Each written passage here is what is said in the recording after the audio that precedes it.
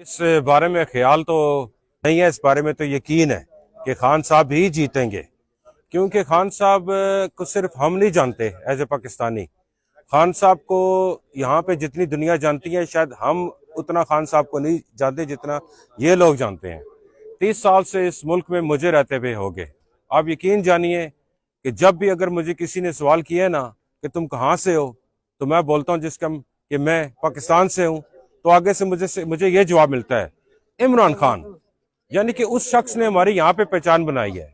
और ये हमारी पीडीएम गवर्नमेंट पाकिस्तान से आके यहाँ पे खान साहब को ऑक्सफोर्ड यूनिवर्सिटी के इलेक्शन से बाहर करने के लिए अपनी हर वो कोशिश कर रही है जो कि उनके मुंह पे पड़ने वाली है।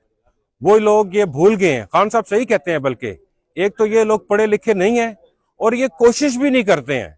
हालांकि इनकी औलादें यहाँ पढ़ी हुई हैं, ये खुद भी यहाँ पे रह के गए हैं, इनको यहाँ के माशरे के बारे में